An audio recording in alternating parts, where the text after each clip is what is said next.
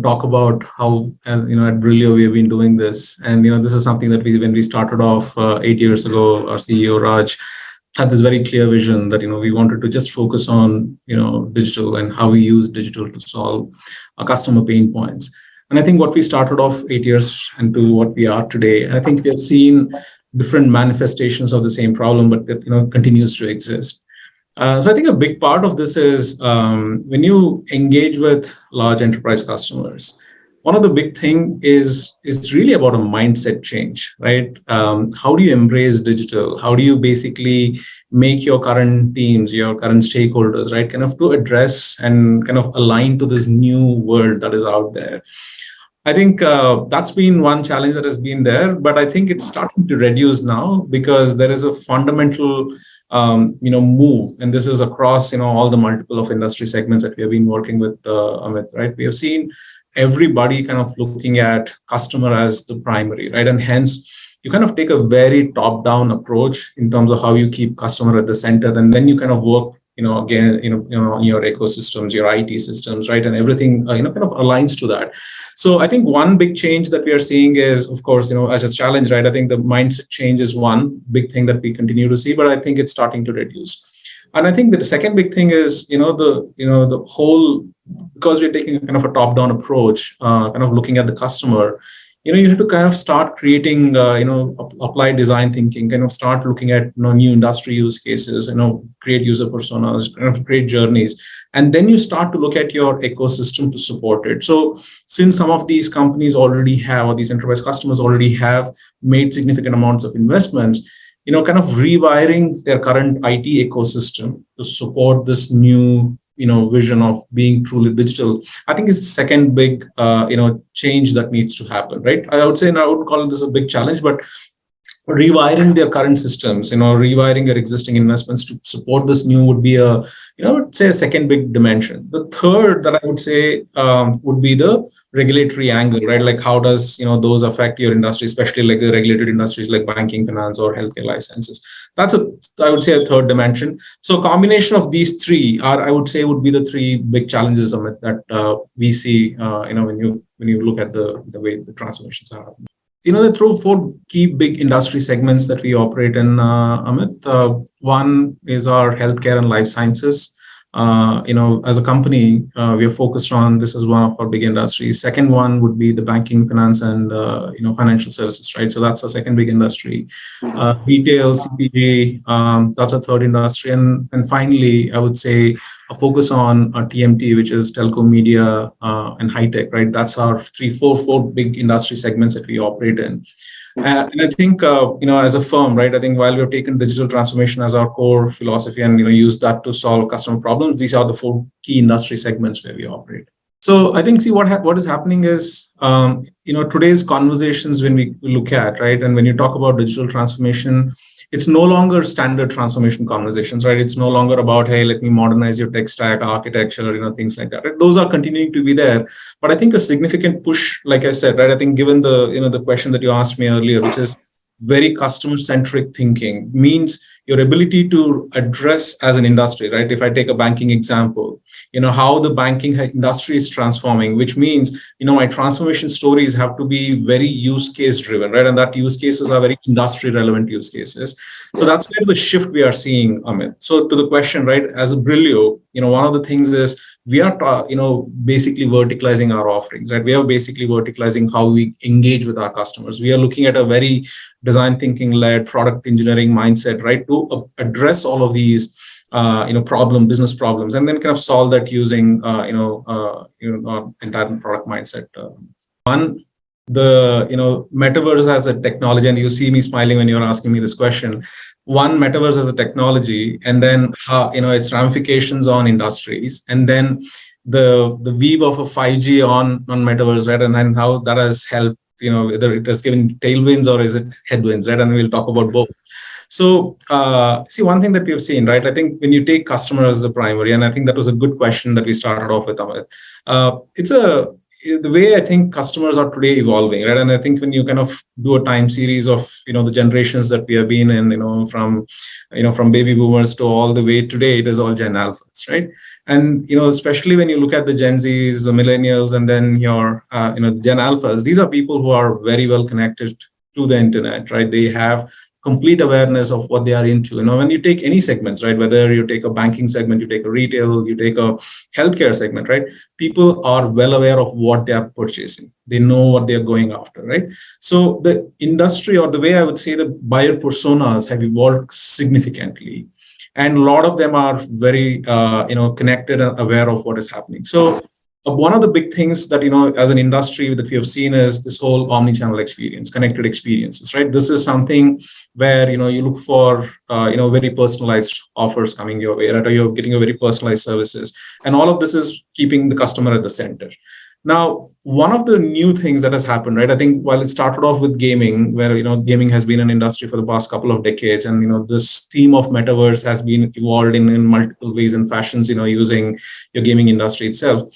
But interestingly, we're seeing, especially with Meta picking up last year, right, kind of rebranding, Facebook rebranding themselves as Meta and then kind of putting their might on it. We are seeing a lot of industries, and including, interestingly, some of the regulated industries adopting metaverses big time. We very recently, did a engagement for employee onboarding for a large healthcare payer. We also work with, also working with a bank, kind of reimagining their customer experience in metaverse. And the reason why the interest is here, it's beyond marketing, right? Today, engage with your customers, right? That's your new medium beyond your omni-channel experiences that you're talking about. So that's the shift that we are seeing, and hence, it's becoming a big example of people adopting metaverse, right? So hence, industries, right, and the four industry segments that we talked about as Brillio, we are seeing a significant shift across all of these industries to start adopting metaverse. I think 5G again, is a very interesting tech, right? I think today, if remote surgeries are possible, and in fact, we have been working with some of the customers, especially in the healthcare and the life sciences space. I think it's all because of the ability of your 5G to be segmented, right, and allow you to have really ultra low latency networks. So that, has seen, and especially with metaverse, right, I think there is a need for, obviously, you need like devices, like a VR device, etc. Even on AR, it could work.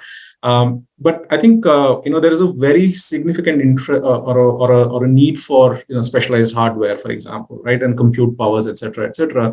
And of course, the network, right, because of the, the amount of bandwidth that it starts to consume. So I think with 5G getting launched in India, I think we've been testing it out. I think we're going to start rollout. I think what I'm seeing is the 5G, and with its power that it brings in, and the combination of metaverse, I see kind of synergizing really well, in the sense, it's going to give a good tailwind to the metaverse adoption itself. So that's how I see this coming together. So, 5G adoption, and metaverse, and then you look at across industries, you can see some very disruptive use cases that can start coming together. Again, Amit, I think as a firm, right, one of the things that we have seen is, the buyer personas is changing, right? Which means, people are looking for connected experiences, which means, I should be, if I'm as a user, if I'm walking into, let's say, a retail store, the brand recall has to be there for me. The brand should recognize who am I, right? And then personalize things towards me, right? Which means that whole theme of connected experience and personalized experience is something that has been there.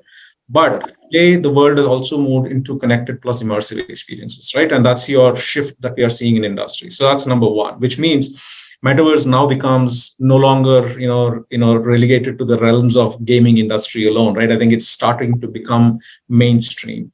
So hence, what we are seeing, and especially across all of these four sectors, and I kind of gave you two examples of, two regulated industries, right, like healthcare and then banking, we are seeing use cases coming up, right, like examples of, people looking for driving 3D banking, right? I want to be at my home, but I still want to have a very personalized conversation, let's say, with my banker. Or, think about, the healthcare, like the way I talked about remote surgeries, right? So if it is possible today, it's happening because, there is able to have a conversation, right? In the realm, right? Or you're able to use the devices in a virtual world, right? I think that's something that is happening. We are seeing, adoption, for example, in clinical trials, right? Where, people people want to have the privacy, but still want to talk about, what's happening. So these are some, interesting examples that are coming out, and that's how I'm seeing, this starting to becoming a lot more mainstream, Amit. And this is the place where we are advising, obviously our customers on. Very well. And I think, when you see and some of the examples of customers that we've been working with, right?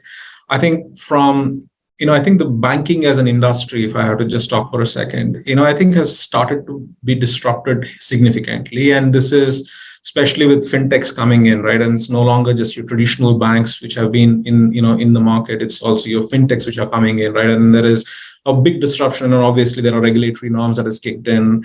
In India, for example, we have had, with the government creating the digital-only banks, right? I think what has happened is, and this is across the industry and across the globe, what we are seeing is a big interest towards setting up digital-only banks, and we have been, in fact, helping some of our key customers in actually setting up a completely grounds-up digital bank, for some of the big names that are out there. So what we are seeing is, the first, the disruption has been from traditional banking to becoming a digital-only bank, and that's where, has been one shift, which obviously fintechs played a significant role. So that disruption has happened, and we have been like at the center of this disruption. The second big thing that is now happening, and especially this, for a banking which is predominantly working with either businesses or with end users, customers, and the customer demographics changing, right? And the buyers now not just being on traditional phones and mobiles, right? I think they're also onto these multiverses, like we call it, right? The metaverses, multiples of metaverses out there. I think it's important for banks to start to engage. Now, this is on two dimensions, right? If I look at it from, let's say, a retail or a commercial bank, it's predominantly around how do I engage with my customers wherever they are? How do I offer my banking services, wherever they are, right? And that's where, the example of 3D banking that I kind of laid out is probably one example. If I want to engage with, let's say, my subject matter experts or maybe my support channel, I can connect with my, my subject matter, but let's say in the virtual world, right, and have a conversation. That could be another kind of model that we are seeing. So that's one dimension. But also, when you look at the payment side of it, which is on the banking, right, one more dimension of banking, we start seeing, like today there are so many of cryptos that are out there, right? And then there is your banks which actually deal with fiat currencies, right, which is your actual dollars and rupees and so on and so forth. So there has to be a merge of all of these, right, at some point in time. So there are base currencies today that are available, which kind of brings that bridge. But banks become now more of a, kind of I would say like a enabler where you can actually create a marketplace. So this rise of decentralized autonomous organizations is something that a bank can play into. They can start creating a marketplace where they can bring the consumers, they can bring multiples of other services, right, and kind of offer a marketplace view. So that's the disruption that we are seeing, Amit, that's happening within this industry. That's a good leading question. So one of the, I think like I use the word multiverse. And this is interesting because there are so many metaverses out there, right? And people get confused. So there is a decentralized metaverse, and then there's a centralized metaverse, and then there is, formats, where multiples of metaverses. And there are so many, like some, like let's say a retail fashion industry is on a specific type of a metaverse versus, let's say, others who are on a different one. So what's happening is there is so much, it's not like the way internet is, right? And you had an internet, you had your web stores, and then you could actually start interacting. What's happening is with so many metaverses, it's becoming multiverse. But I think the good news is, the industry has looked into this as an issue. In fact, now we have like a metaverse standards foundation, right? I think we are starting to, again, there's an industry consortium which is kind of coming together and kind of defining an open metaverse standard, so that, all of these can potentially interoperate, and especially with the cryptos, like I said, right? There are so many variants of currencies that are out there, and people have started to harmonize this. So one is that challenge, right, which is multiverses that are out there, how it can be harmonized, and this whole industry consortium that is coming by kind of helping to shape that. So that's one challenge that I see. Second, like I said, that I spoke earlier on, is the amount of specialized hardware, and then the compute power that is required for us to kind of bring these things together, right? I think is a big challenge that we see. But obviously now with some of these devices becoming cheaper, and not to have the devices, right, you can still have an AR experience, but in the metaverse, I think that's kind of addressing some of these challenges, right? That's challenge number two. And I would say the third is typically, I mean, the internet is also not regulated, but in the sense, metaverses today are not regulated at all, right? Like what happens within the metaverse, is probably something that is not there, Amit. And I think with decentralized, it's probably okay because the blockchain is underlying technology, Web3 is underlying technology. So there is a way for me to have provenance of what is done. So I'm able to, go back and, audit it. But I think that doesn't happen on the centralized version of metaverse today, right? So that I think is a challenge that has to be there. And then the adoption of the countries and then the regulation that kicks within the countries itself, right? So I think those are some of the top three challenges that I would say, kind of exist today in this world. So I think we have had a fantastic year. We have had significant tailwinds, in the last couple of years, and especially like with the adoption of digital, has become, a lot more accelerated and a lot more exponential than what it was, maybe a few years back, right?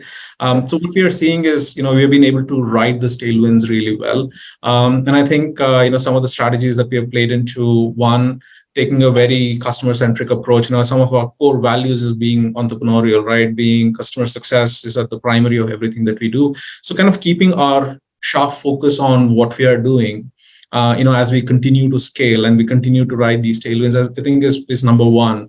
The second thing is, to be, client proximate, being in the proximity of where our clients are, right? So obviously, US is still continues to be our headquarters and continues to be our focus, but, India is a big center for us where obviously we are in multiple cities. So between these two, what we have now started to add is, expand into Europe, specifically with Romania as another new center, dev center that we have actually started to expand. And then we are also expanding into both into LATAM as well as within the US into Canada as well, right? So Mexico and Canada has been some new centers. So that's a global expansions that we've been on to. In terms of industry segments, we continue to be on those 4 industry verticals. That focus continues to be there, but we are becoming a lot more verticalized, right? We are using the power of what we have been doing so far, and continue to sharpen the sword on that. And then obviously, all of this cannot be done just by us as Brillio, right? We are extending and looking at meaningful partnerships, industry partnerships, and being part of these industry forums, where we're using those powers to basically drive some of our strategies together. So that's how we have been expanding. Partnership is predominantly with the, I would say, the MSPs, so more of the hyperscalers, Amazon or Google, right?